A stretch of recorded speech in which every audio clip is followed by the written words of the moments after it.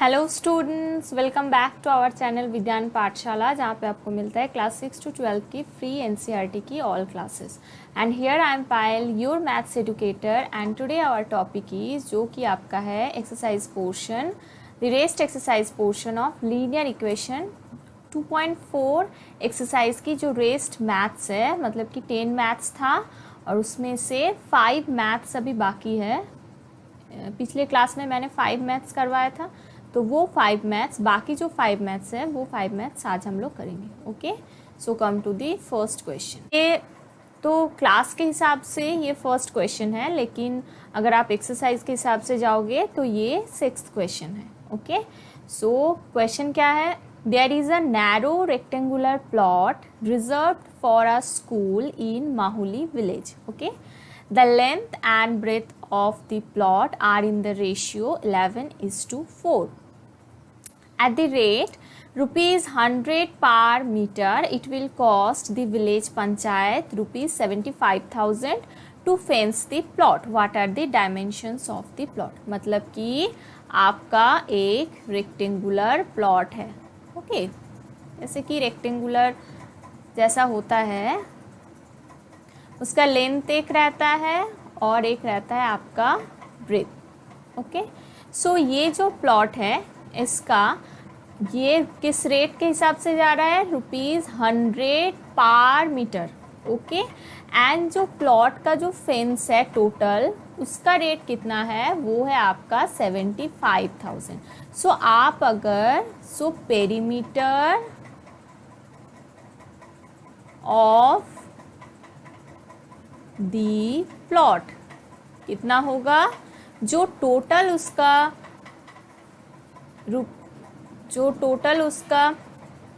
Plot का जो total cost है, मतलब कि 75,000 डिवाइडेड बाय पर मीटर में जितना कॉस्ट हो रहा है, मतलब कि 100, तो ये हो जाएगा इसका पेरीमीटर, जो कि होगा आपका 750।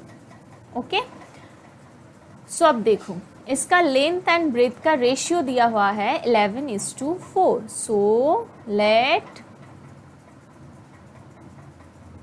दी लेंथ बी 11x, क्योंकि x कॉमन रेशियो है, एंड ब्रेथ कितना होगा? ब्रेथ होगा आपका 4x, क्योंकि 11:4 रेशियो में है, तो 11x हो जाएगा आपका लेंथ एंड 4x हो जाएगा आपका ब्रेथ। सो इसका पेरीमीटर का फॉर्मूला क्या है? सो अब देखो, पेरीमीटर 2 into लेंथ plus breadth is equals to perimeter. ये होता है रेक्टेंगुलर के केस में, ये हम लोगों को पता है।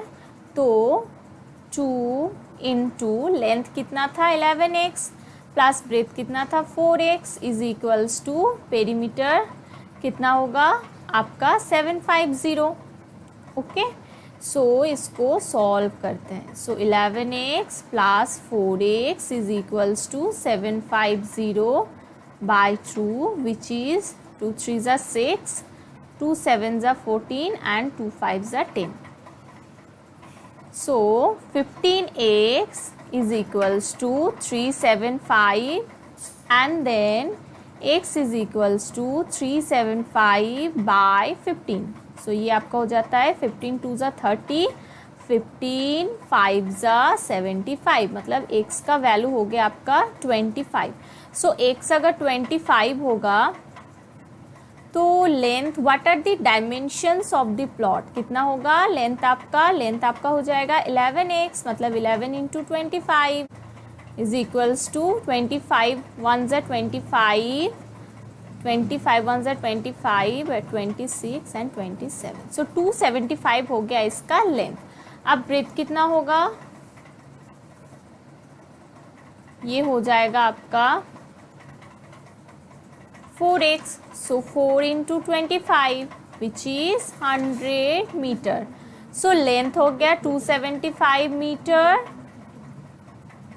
एंड ब्रेथ हो गया आपका 100 मीटर। ओके, सो ये हो गया आपका पहला मैथ्स। नेक्स्ट क्वेश्चन में आ जाओ। Son buys two kinds of cloth material for school uniform. School uniform के लिए हसन ने 2 टाइप के क्लॉथ्स खरीदा। ओके, सो एक जो है shirt material that cost him ₹50 per metre and दूसरा है trouser material that cost him ₹90 per metre. Okay, so for every 3 meters of the shirt material he buys 2 meters of the trouser material. मतलब every 3 meters shirt material के लिए उसने 2 meter trouser material खरीदा। He sells the material at 12% and 10% profit respectively. His total sale 36,600. So trouser material जो उसने खरीदा था वो उसने कितने में बाय किया, ये है आपका क्वेश्चन। क्वेश्चन तो बहुत बड़ा है लेकिन अगर आप समझ जाओगे अच्छे से तो आपको इजी होगा सॉल्व करने में। ओके, सो देखो कैसे सॉल्व करते हैं। पहले तो for every 3 meters of the shirt material he buys 2 meters of the trouser material. So let कर लेते हैं।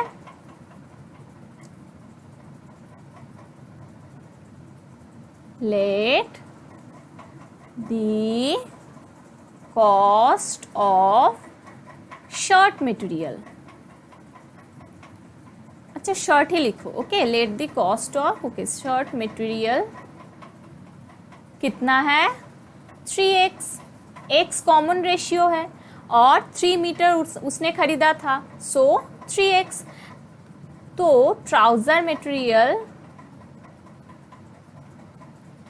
कितना होगा 2x।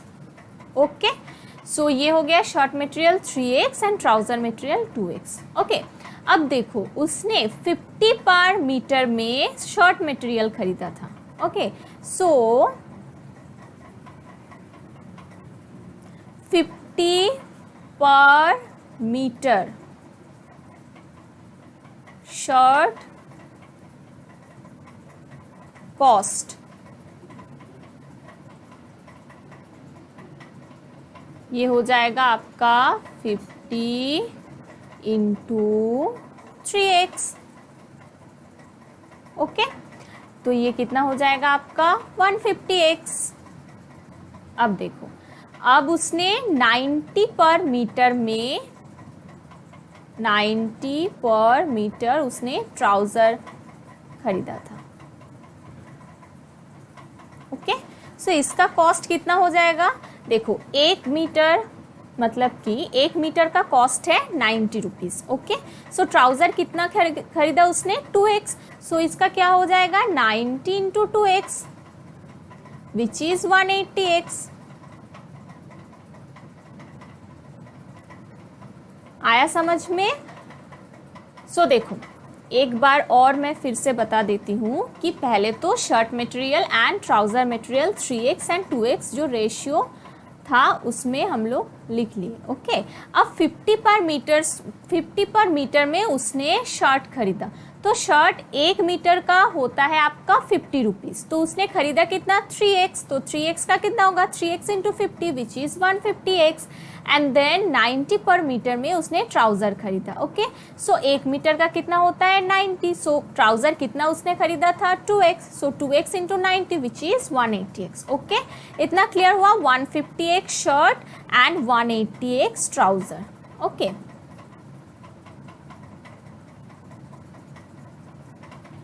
सो देखो शर्ट कितना था 150x एंड ट्राउजर कितना था 180x। आया इतना समझ में? अब देखो he sells the material at 12% and 10% profit respectively.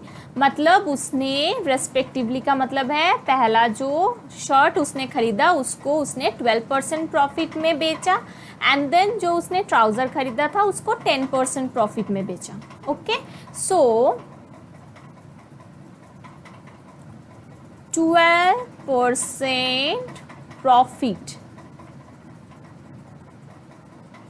So, in case of shirt,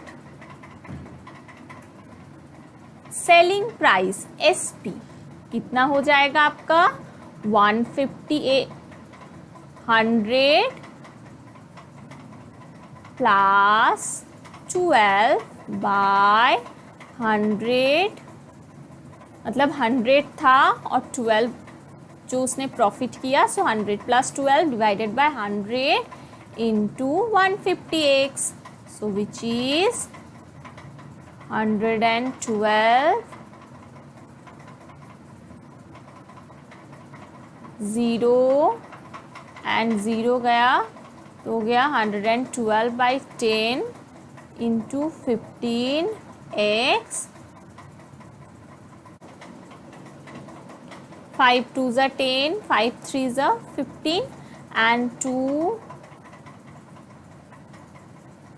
ये हो गया आपका 2 5 ज़ा 10, 2 6 ज़ा 12, सो ये 3 6 ज़ा 18, 3 5 ज़ा 15 एंड 60, 168x। ये आप याद रखो, 12% प्रॉफिट में शर्ट का कितना हो रहा है, 168x। ओके, सो शर्ट का 12% प्रॉफिट में कितना हो रहा है, 168x। ओके, अब देखो 10% profit in case of trouser.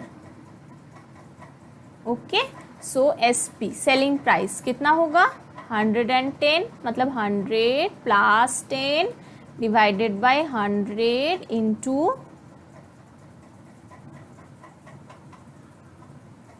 आपका हो जाएगा 180x। So 110 by 100 into 180x, 0 0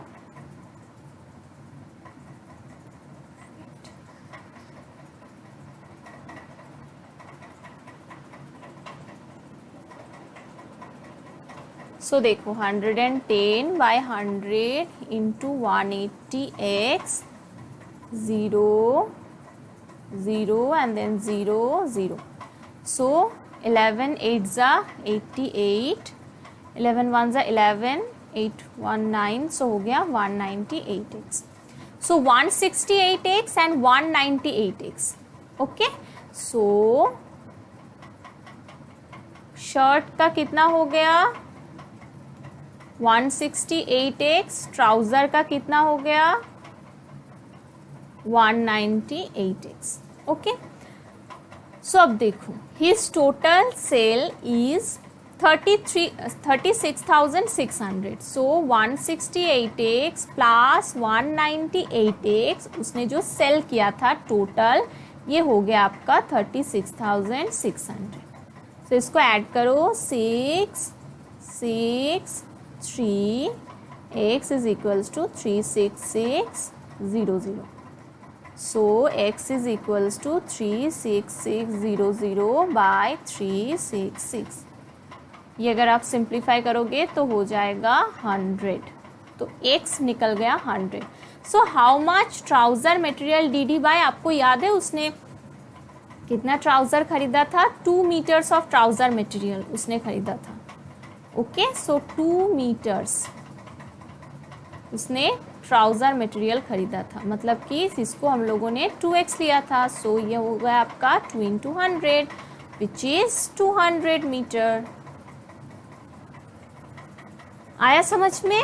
सो ऐसे आप स्टेप बाय स्टेप करते रहो। पहले तो आप उसका कॉमन रेशियो से कितना मटेरियल खरीदा उसको लेट कर लो, देन उसके बाद उसका जो कॉस्ट है 50 per metre and 90 per metre, उस हिसाब से उसको निकाल लो।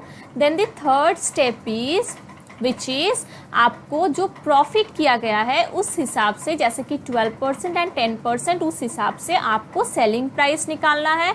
And then total selling price is also given in the question 36,600, so उसको ऐड करके 36,600 इक्वेशन बना लो। तो वो इक्वेशन बन गया, मतलब आपका सॉल्व भी हो गया। सो ऐसे स्टेप बाय स्टेप आपको सॉल्व करना है। ओके, सो नेक्स्ट क्वेश्चन में आ जाओ। देखो, half of a herd of deer are grazing in the field and 3/4 of the remaining are playing nearby. The rest 9 are drinking water from the pond find the number of deer in the herd. So जिसको पूछा गया है question में उसी को हम late कर लेते हैं। So let the number of deer in herd is equals to x. Okay, so अब देखो एक्स है टोटल, अच्छे से समझो। अब half of a herd of deer are grazing in the field. So x तो टोटल है, सो ठीक है एक्स टोटल है। अब इसमें से हाफ जो है वो फील्ड में घूम रहा है, ठीक है। सो एक्स बाय टू, इसका हाफ, एक्स का half x by two. So x by two जो है वो फील्ड में है। ओके, आया समझ में। एंड 3/4 ऑफ द रिमेनिंग, अब रिमेनिंग कितना रह गया, रिमेनिंग ये समझो, रिमेनिंग का मतलब क्या होता है, जो रेस्ट पोर्शन है, मतलब x तो टोटल था, तो रिमेनिंग हम कैसे निकालेंगे, x बाई टू फील्ड में है तो रिमेनिंग निकल गया, तो इसको ये कितना हो जाएगा, ये भी हो जाएगा आपका x बाई टू। सो ये जो रिमेनिंग पोर्शन है ना, इसका 3/4 खेल रहा है सामने में कहीं पे। ओके, सो इसका 3/4, x बाई टू का 3/4 कितना होगा, इंटू 3/4। सो 3x/8, ये जो 3x/8 है ना, ये आपका प्लेइंग में लिख रही हूँ, खेल रहा है। ओके, एंड द रेस्ट 9 जो है वो पानी पीने गया है पॉन्ड से। ओके, सो x/2 3x/8 ये याद है। सो देखो, सो टोटल कितना है x, अब x/2 जो कि था आपका फील्ड में, अब रिमेनिंग का 3/4 जो कि खेल रहा था, मतलब 3x/8 जो हमने निकाले थे, प्लस 9 जो हो गया पॉन्ड में से पानी पीने गया था। सो ये जो टोटल है, ये टोटल x होता है, क्योंकि x टोटल जो डियर है उसका नंबर है। ओके, सो इसको हम सॉल्व करते हैं। सो x माइनस x/2 जो वेरिएबल्स है उसको एक साइड में ले लो, तो आपको सॉल्व करने में इजी होगा। ओके, सो इसका देखो एलसीएम होता है 8, सो ये हो गया आपका 8x minus 2 4 8 4x minus 8 1 8, so 3x is equals to 9। So 4x and 3x 7x, so 8x से अगर 7x माइनस होता है तो हो जाता है x by 8 is equals to 9। So x is equals to 8 into 9 which is 72। So ये जो 72 निकला, ये 72 टोटल डियर है, total deer in the herd which is 72। Okay, so ऐसे स्टेप बाय स्टेप अगर आप सॉल्व करोगे तो इजीली आप समझ पाओगे। ओके, सो देखो नेक्स्ट क्वेश्चन में आ जाओ। अ grandfather is 10 times older than his granddaughter. He is also 54 years older than her. Find their present age. So present age, let present age of granddaughter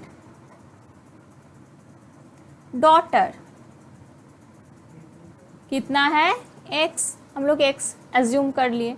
अब grandfather का present, therefore present age of grandfather, grandfather का present age कितना होगा, कितना बोला गया है, 10 times older, मतलब कि 10x, 10 into x which is 10x।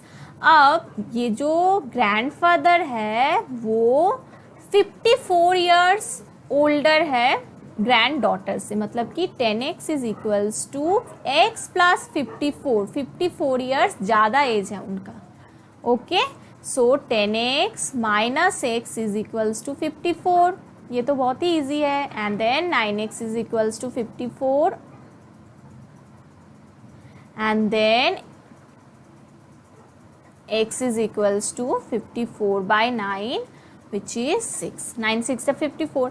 So find their present ages. So granddaughter का एज कितना होगा, 6 ईयर्स, क्योंकि x तो हम लोग ग्रैंड डॉटर का एज एज्यूम किए थे ना, सो ग्रैंड फादर का एज कितना हो जाएगा 10 इंटू 6, ओके, सो 60 ईयर्स। तो ऐसे आप निकालोगे, ओके। सो नेक्स्ट क्वेश्चन में आ जाओ, जो कि लास्ट क्वेश्चन है।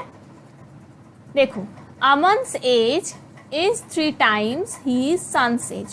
10 years ago, he was 5 times his son's age. Find their present age. अब present age assume कर लो, let कर लो. So let Aman's son age, अमन की जो सन है उसका एज हमने x years assume कर लिए, ओके।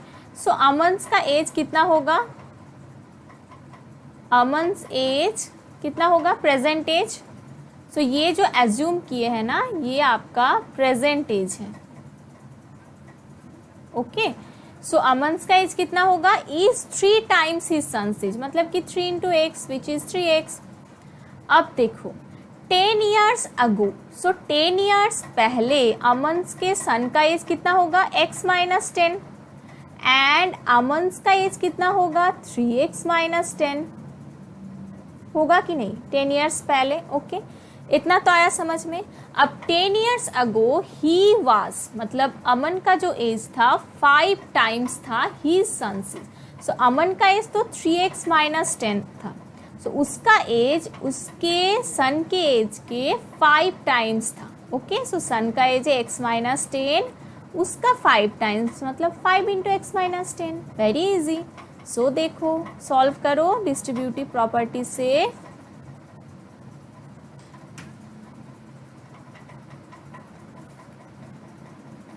सो देखो 5x minus 50 is equals to 3x minus 10, and then 5x minus 3x which is minus 10 plus 50. So 2x is equals to 40, and then x is equals to 40 by 2 which is 20. So अमन्स के सन का age कितना है, x years मतलब 20. So ये x years मतलब कितना होगा 20 years. सो अमन्स का एज, अमन्स के सन का एज कितना होगा x ईयर्स मतलब कि 20 ईयर्स, ओके। एंड अमन्स का एज कितना होगा 3 टाइम्स मतलब कि 3x विच इज 3 इंटू 20 मतलब कि 60 years, okay. So 20 years and 60 years, okay. सब अब देखो क्या बोला गया था कि अमन का एज 3 टाइम्स है उसके सन के एज के, ठीक है। तो अमन्स के सन का एज कितना है 20 ईयर्स और अमन्स का एज कितना है 60 years. So 20 into 3 is equals to 60, मतलब हुआ ना 3 टाइम्स. सो ऐसे आप सॉल्व कर लेना. Okay, so we are done for the day. 2.4 exercise का जो 10 मैथ्स था, मतलब इस क्लास में रेस्ट 5 मैथ्स मैंने सॉल्व करवा दिया. सो आई होप आप लोग इजीली समझ पाए होंगे. And if you have any question regarding this section तो प्लीज़ कमेंट सेक्शन में जाके आप पूछ सकते हो. ओके, एंड वीडियो अच्छा लगे तो लाइक शेयर सब्सक्राइब ज़रूर कीजिएगा. एंड टेलीग्राम चैनल का लिंक जो कि डिस्क्रिप्शन बॉक्स में दिया हुआ है, आप जाके ज्वाइन कर लो. एंड कीप लर्निंग विद विज्ञान पाठशाला. And thank you so much for watching.